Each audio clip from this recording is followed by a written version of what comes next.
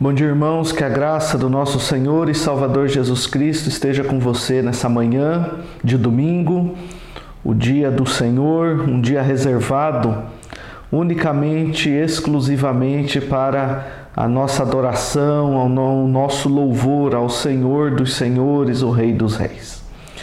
E nós vamos dar continuidade à nossa escola dominical, mas agora estudando uma nova revista. Com a graça de Deus, nós encerramos o estudo da revista antiga, que tinha como tema tudo sobre Jesus, textos do Antigo Testamento que apontavam para Jesus. E nesse trimestre nós vamos dar início a uma nova revista.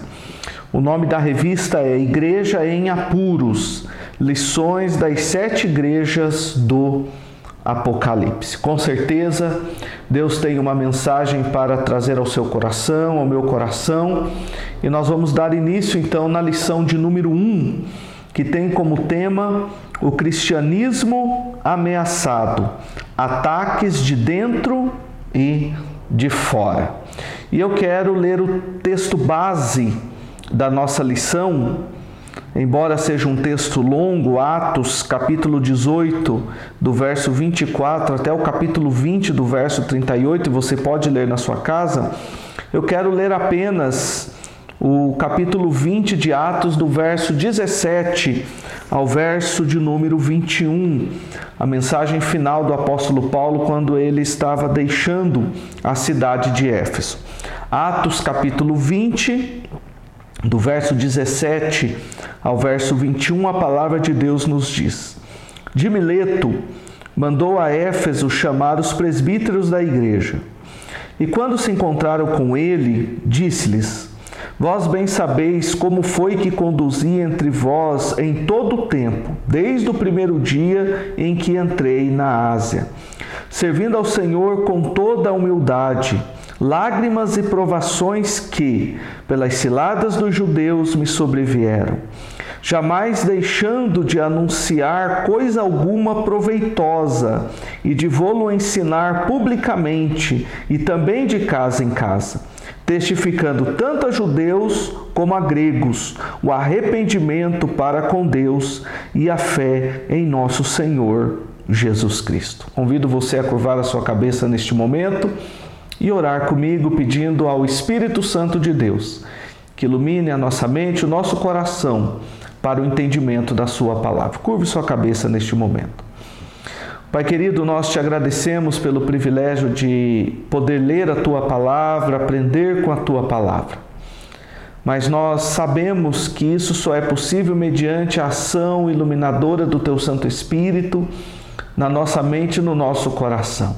E nós pedimos nesse momento que o teu Santo Espírito ilumine a nossa mente e o nosso coração para o correto entendimento da tua palavra. Nos ajude a compreendê-la nessa manhã, nos ajude a aplicar esta palavra em nosso coração, para nós vivermos como teus filhos, vivermos como teus servos, cumprindo a vocação que o Senhor colocou em nossas mãos quando nos chamou para sermos seus filhos.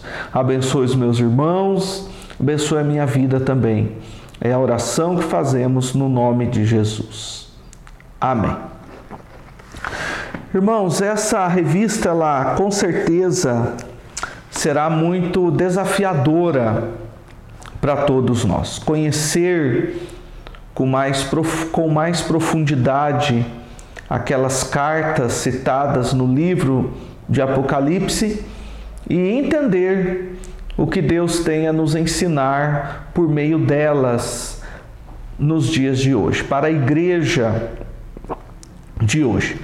E o autor então começa a lição de número 1 dando um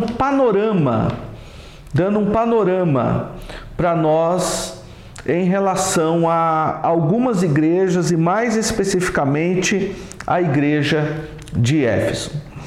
Quando nós olhamos para as histórias de Atos, nós percebemos que ele nos revela a maneira como a igreja continuou o ministério de Jesus Cristo, que Jesus Cristo confiou a ela, por meio da ação do Espírito Santo de Deus. Então, no livro de Atos, nós temos uma continuidade do ministério que Jesus começou com os seus discípulos. Após a volta dele para os céus, essa missão continuou agora mediante a ação do Espírito Santo de Deus. No livro de Atos, nós temos as 3 viagens missionárias de Paulo, de seus companheiros. E por meio do livro de Atos e também das cartas gerais, nós podemos perceber como que as igrejas se consolidaram no mundo antigo, em Jerusalém, na Macedônia e também na Ásia Menor. Lembrando que as 7 igrejas que receberam cartas em Apocalipse se localizavam no lado oeste da Ásia. Então, no livro de Atos, nós temos as viagens missionárias de Paulo e seus companheiros. Nas cartas gerais do apóstolo Paulo, ele nos revela como essas igrejas se consolidaram no mundo antigo, como que aqueles discípulos de Jesus Cristo continuaram o ministério do Senhor Jesus, agora sob a direção dos apóstolos e do Espírito Santo de Deus que direcionava os apóstolos neste trabalho. Primeiro ponto da lição, como você pode ver aí na sua casa, o autor nos apresenta as viagens de Paulo até Éfeso. Você se lembra que o objetivo da primeira lição é nos dar um panorama, do livro de Atos, do tema central do livro de Atos, mas também especificamente da cidade de Éfeso. Há 2 ocasiões principais que dividem os estudiosos em relação à data da composição do Apocalipse. Existem aqueles que defendem que João, o apóstolo, escreveu essa carta no ano de 64 depois de Cristo, nos tempos de Nero, e um outro grupo de estudiosos defendem que o apóstolo João escreveu o Apocalipse no ano de 95 depois de Cristo, quando Domiciano reinava, era o imperador de Roma. Nós entendemos, irmãos, que a segunda possibilidade é mais viável. E escolher a segunda possibilidade, que o apóstolo João escreveu aproximadamente no ano de 95 depois de Cristo, não é por conta de uma escolha pessoal, mas nós temos alguns elementos que são importantes nós termos na nossa mente. Como, por exemplo, não há nenhuma menção histórica de que na época de Nero as igrejas já estivessem sofrendo perseguição, tanto da parte de judeus, como também de romanos. Não existe qualquer prova que confirme perseguição cristã nos tempos de Nero na Ásia Menor. E se nós olharmos com um pouco mais de profundidade, nós vamos perceber que há um intervalo de mais ou menos 3 décadas entre as missões apostólicas e as cartas de Apocalipse. Então, por meio dessas evidências, nós entendemos que o livro de Apocalipse foi escrito por volta do ano 95 depois de Cristo, quando João estava preso na ilha de Patmos, uma colônia do Império Romano para escravos, para prisioneiros. E por que João, o apóstolo, estava preso nessa ilha? Porque ele professava que somente Jesus é o Senhor e não aceitou prestar culto ao imperador. E como ele era líder da igreja de Éfeso naquele contexto, então ele foi preso, foi exilado na ilha de Patmos, e Domiciano imaginou que isolando o apóstolo João na ilha de Patmos, ele não teria mais influência nenhuma na vida dos cristãos. Mal ele sabia de que João na ilha de Patmos receberia uma revelação tão profunda da parte de Deus como o livro de Apocalipse. Ou seja, Deus se utilizou daquele momento difícil na vida do apóstolo João para nos oferecer a sua revelação, o livro de Apocalipse. Segundo a história da igreja, o apóstolo João foi o último apóstolo a morrer, e tudo indica que ele morreu de morte natural. Se Paulo, e aqui é interessante, é bom prestar atenção nessa parte, se Paulo e os demais apóstolos levaram a palavra de Deus à primeira geração de cristãos, João escreve para a segunda geração. Ou seja, Paulo para a primeira geração e os demais apóstolos, trabalharam e levaram os cristãos à fé na primeira geração. João escreve para a segunda geração de cristãos. E ao escrever para essa segunda geração de cristãos, algo o preocupava. O que o preocupava era que a qualidade da fidelidade dos cristãos havia caído. E uma prova, irmãos, clara disso, é que João escreveu o seu evangelho por volta do ano 90. E qual era o objetivo de João ao escrever o seu evangelho, que é totalmente diferente dos outros evangelhos sinóticos? É que o objetivo era relembrar aos cristãos a obra de Cristo em profundidade, os eventos da vida de Cristo em profundidade, para trazer ao coração daqueles cristãos já da segunda geração um avivamento em relação à sua vida com Deus e à sua vida com Cristo. Então, já na segunda geração, nós percebemos que houve uma dificuldade em relação à fidelidade daqueles cristãos, ou seja, a qualidade dessa fidelidade caiu bastante. Isso trouxe uma preocupação muito grande para o apóstolo João, e Deus então utilizou esse servo para orientar e para alertar aquelas igrejas.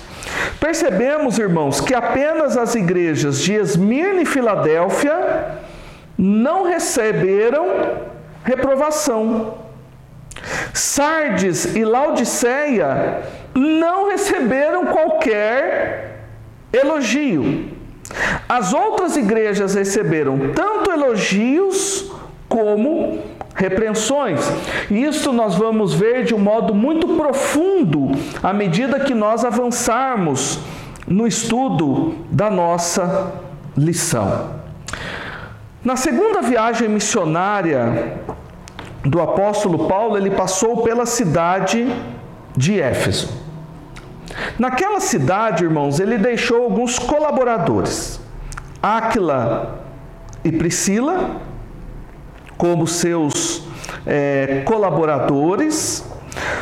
Indícios de que ele não permaneceu ali muito tempo, pois ele queria chegar a Jerusalém, provavelmente por causa do voto que ele fizera.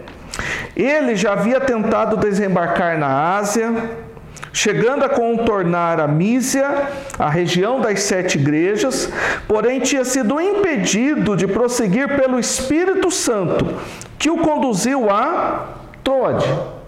Chegando em Troade, ele teve uma visão com um pedido de ajuda para que ele fosse para Macedônia. Éfeso se tornou uma cidade privilegiada. Por quê, irmãos?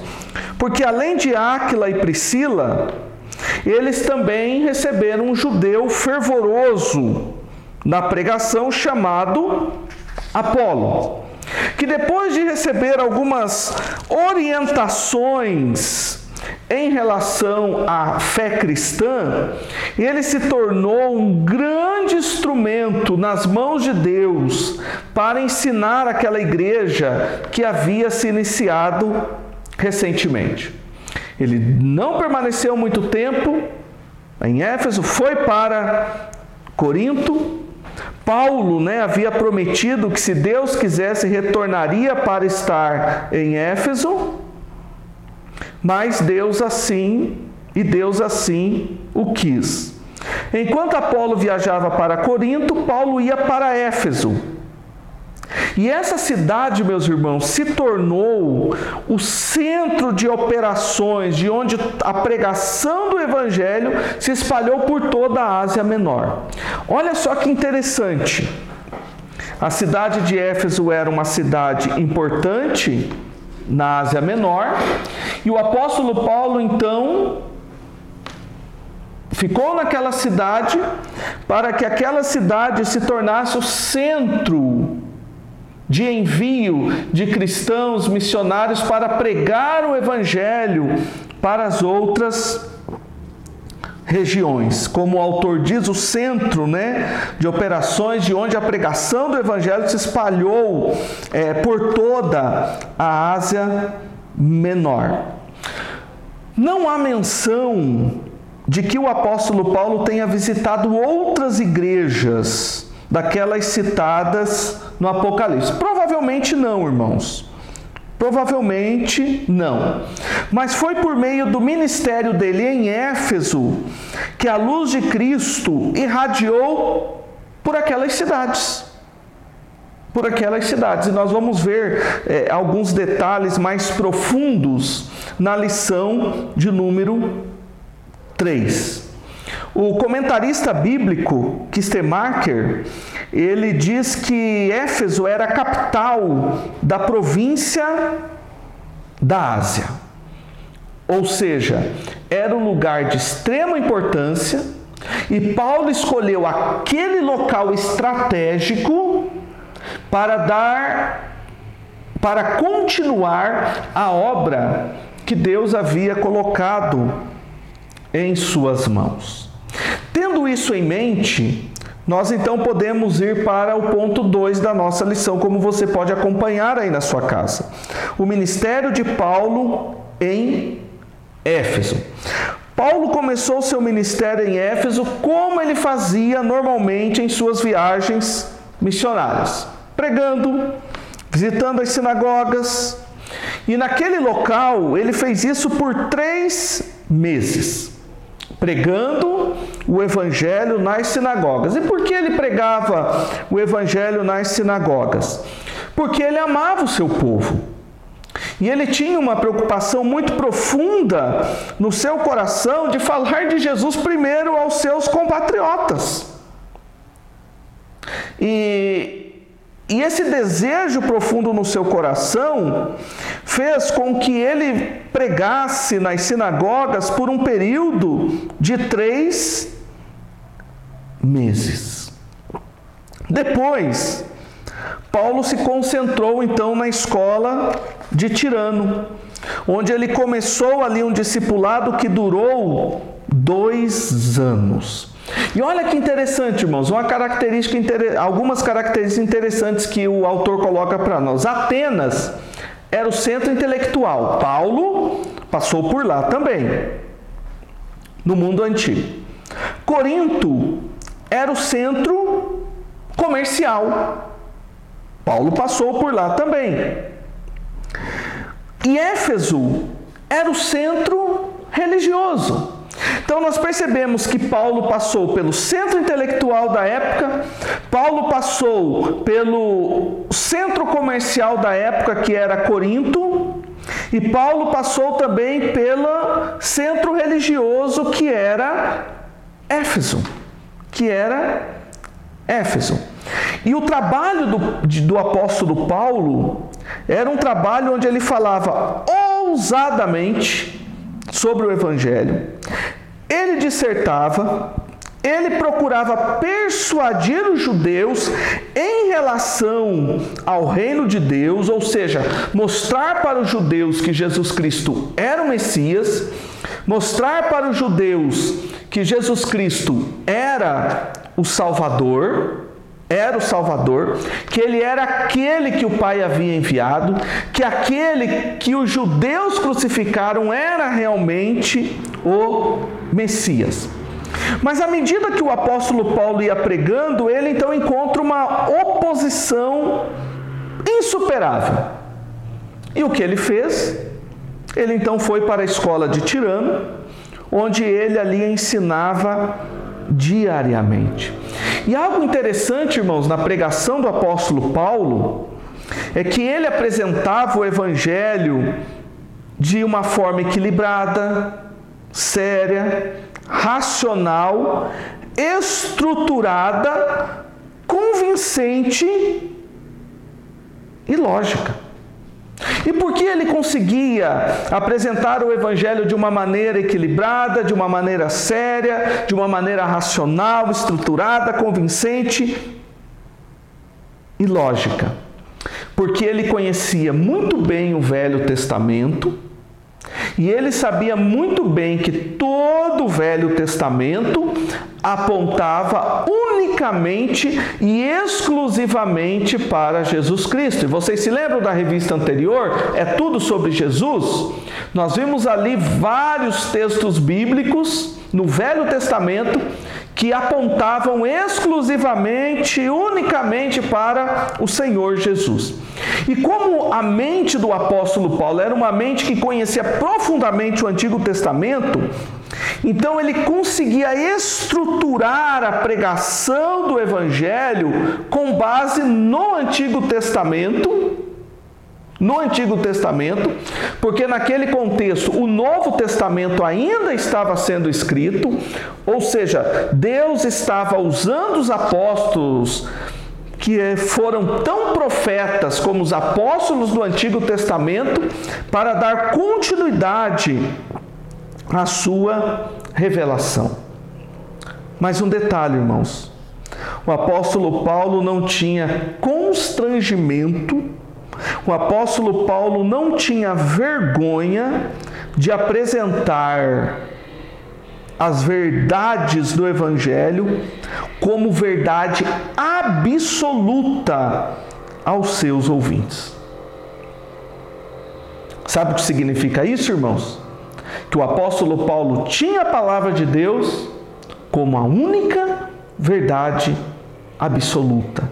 E ele não se envergonhava do Evangelho. Um homem inteligente, um homem capaz, um homem conhecedor das ciências naturais daquela época, um homem conhecedor da filosofia, mas um homem que apresentava o Evangelho sem vergonha nenhuma. Por quê? Porque ele não via nenhuma tensão entre o Evangelho e as demais ciências que ele tinha conhecimento, e a prova disso é Atos, capítulo 17, quando ele foi colocado diante daqueles filósofos em Atenas. Então nós percebemos, irmãos, claramente que o apóstolo Paulo era um homem que amava o Senhor Jesus Cristo, o Evangelho, e ele dedicava a sua vida pregando esse Evangelho, ensinando este Evangelho. Atos nos revela que Paulo ficou quase 3 anos em Éfeso, 2 deles na escola de Tirano. E sabe qual era a rotina do apóstolo Paulo, irmãos? Ele começava a ensinar às 11 horas e ensinava até às 16 horas. Então nós percebemos, irmãos, que a cidade de Éfeso foi uma cidade de extrema importância para o desenvolvimento do Evangelho, para a pregação do Evangelho nas cidades da Ásia. E dali saíram missionários, crentes, servos de Deus, para dar continuidade ao trabalho que Jesus Cristo havia começado por meio dos seus discípulos. Agora, debaixo da direção do Espírito Santo de Deus. Então, Éfeso é uma cidade realmente importante. O terceiro aspecto, irmãos, da nossa lição fala sobre o contexto, uma comparação entre Atos e Apocalipse.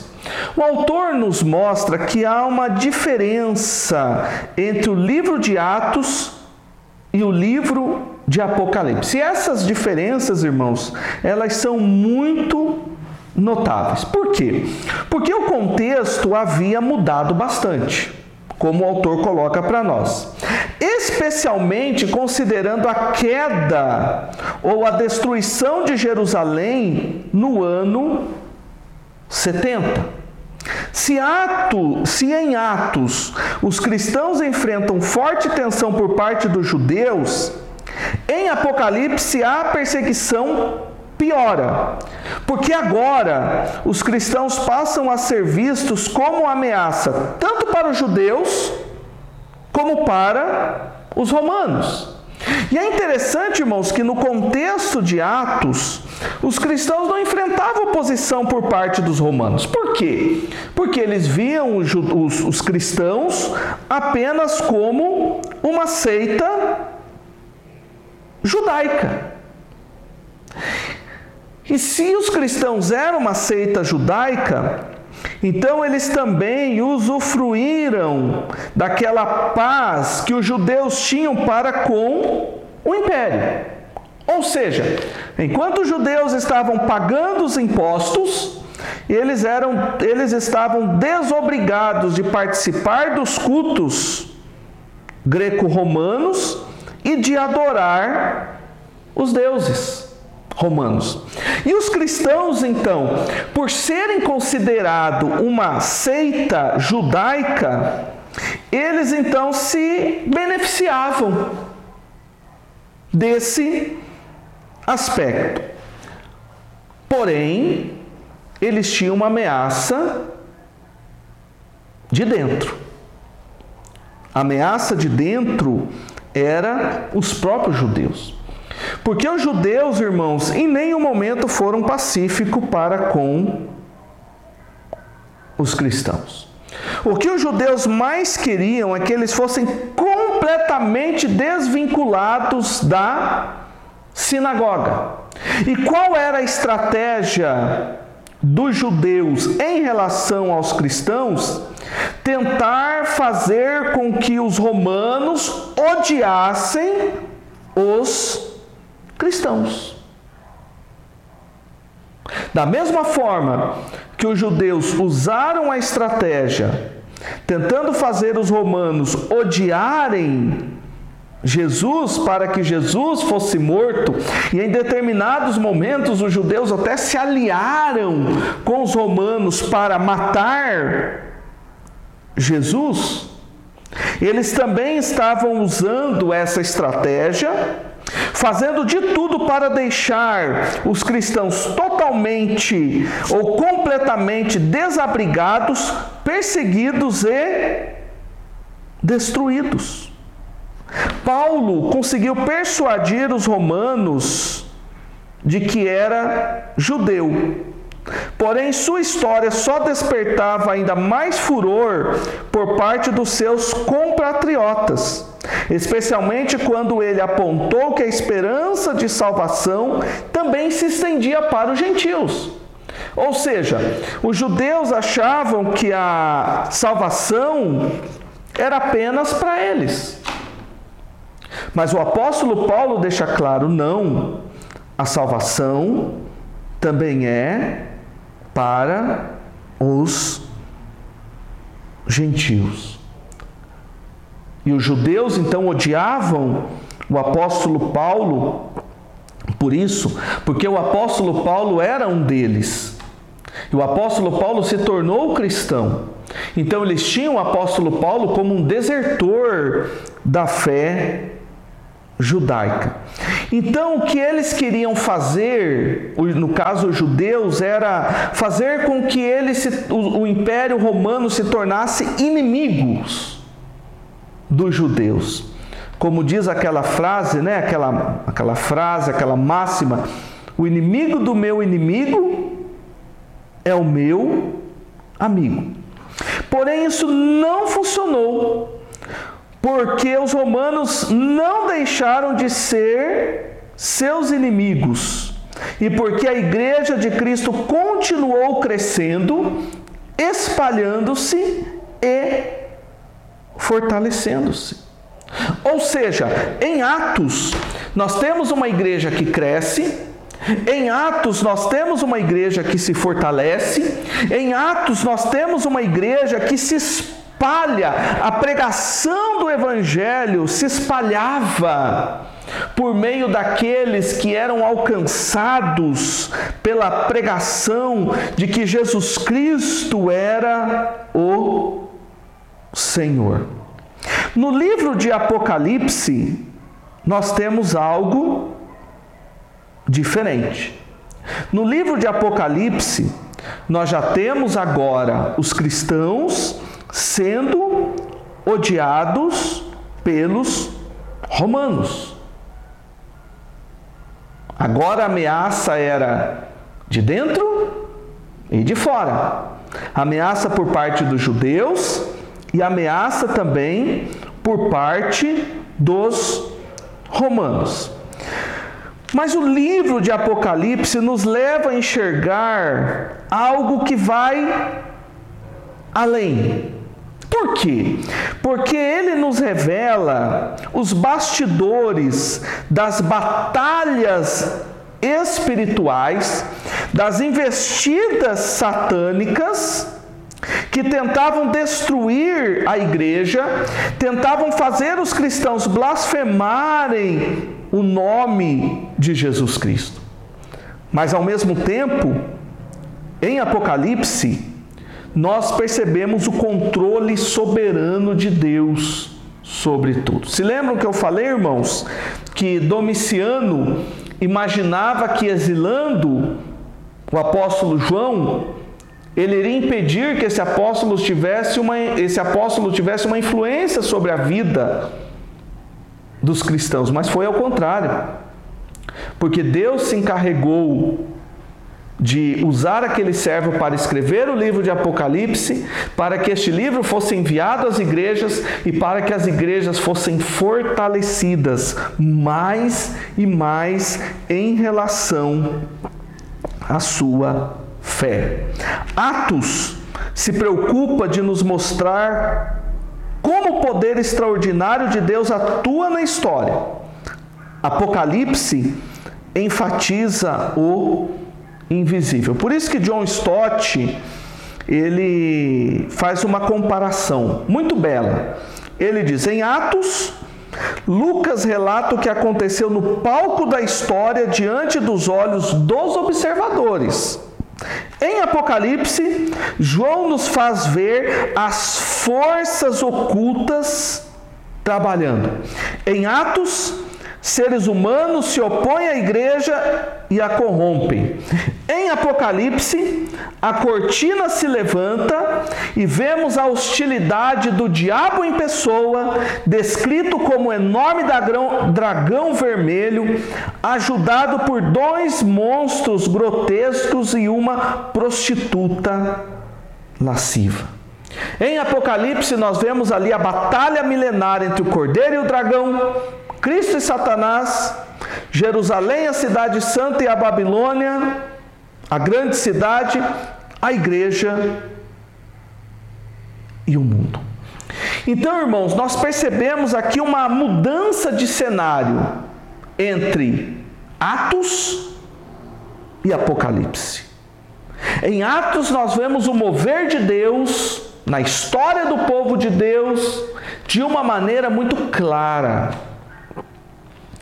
Em Apocalipse, nós também vemos o mover de Deus, as ações de Deus, porém nos bastidores. A guerra contra o povo de Deus, da parte do inimigo, Satanás, o diabo, toda a sua hostilidade, junto com os anjos caídos, os demônios, atingindo a igreja de todos os lados, trazendo essa perseguição contra a igreja. Porém, há um detalhe, irmãos, caminhando para conclusão, que em meio a sangue, morte, perseguição, a igreja continuou marchando. Apesar das ameaças, a esperança de que Cristo a tornaria triunfante trazia um alento, uma coragem inexplicável para a vida daqueles cristãos.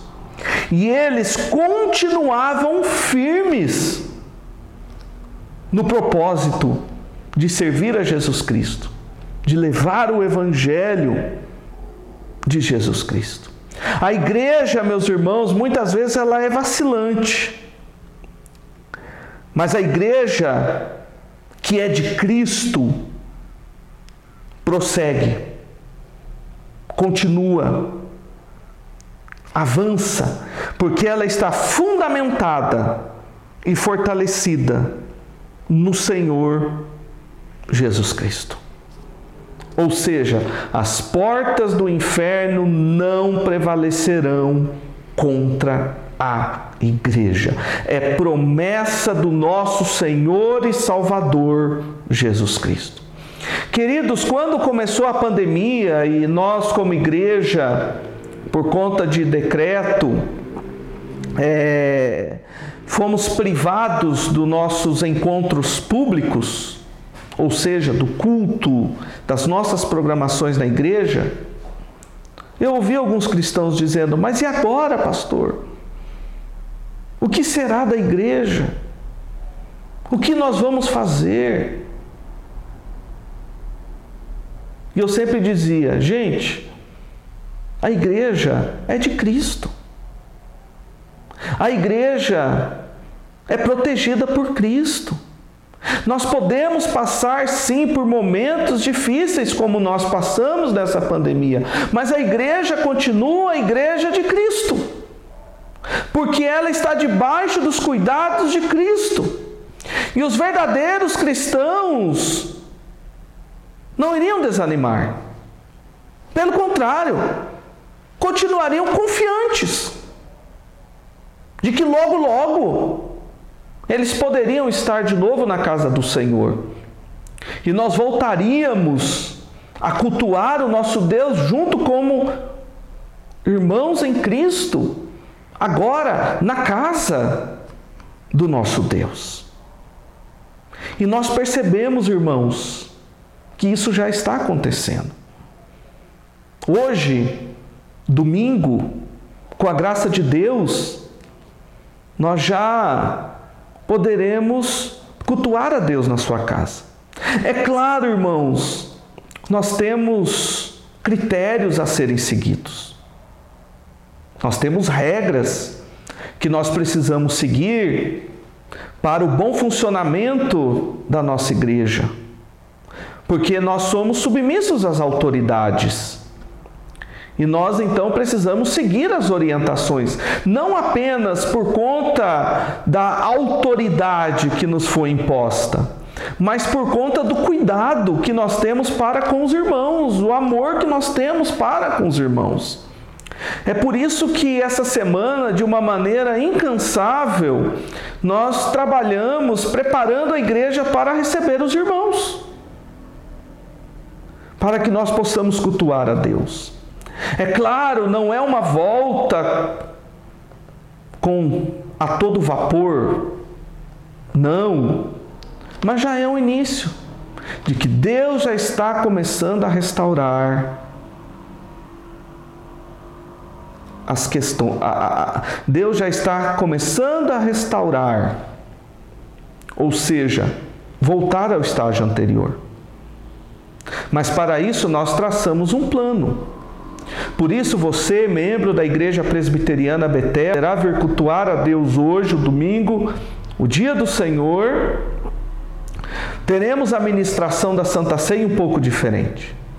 Se você, meu irmão, tem acima de 60 anos, se você, meus irmãos e minhas irmãs, tem filhos abaixo de 12 anos, ou tem alguma doença crônica, você pode vir no culto das 18 horas.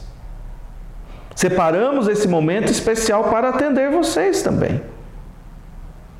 Os demais irmãos podem vir no culto das 19h30 e juntos nós então adoraremos ao nosso Deus, louvaremos ao nosso Deus, é claro, seguindo todos aqueles critérios que os irmãos já leram na cartilha que nós elaboramos, para que nós possamos adorar a Deus, louvar a Deus e nos alegrarmos com a presença dos irmãos.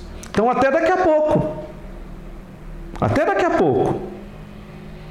Nós estamos com saudade dos queridos. E nós então nos reuniremos na casa do Senhor. Sabe por que isso, meus irmãos?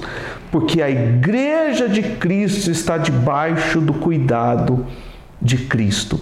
E enquanto Cristo não voltar para levar a sua igreja, a igreja sempre vai existir. Porque é Cristo que garantiu para nós. Que Deus lhe abençoe e lhe dê um ótimo domingo na presença dEle. Curve sua cabeça mais uma vez e ore comigo neste momento. Pai querido, nós te agradecemos por esta manhã de estudo bíblico, iniciando a nova revista e já tendo a certeza que o Senhor tem uma mensagem toda especial para a tua igreja por meio do conteúdo desta revista. Pedimos ao teu Santo Espírito que aplique essa palavra em nosso coração e que logo mais à noite, ao voltarmos para a tua casa, nós estejamos alegres para estar com os irmãos e continuar adorando e louvando o teu nome. Nos dê, ó Pai querido, um ótimo domingo na tua presença e que o teu Santo Espírito continue aplicando essa palavra em nosso coração. É a oração que fazemos no nome de Jesus. Amém. Deus abençoe o seu domingo.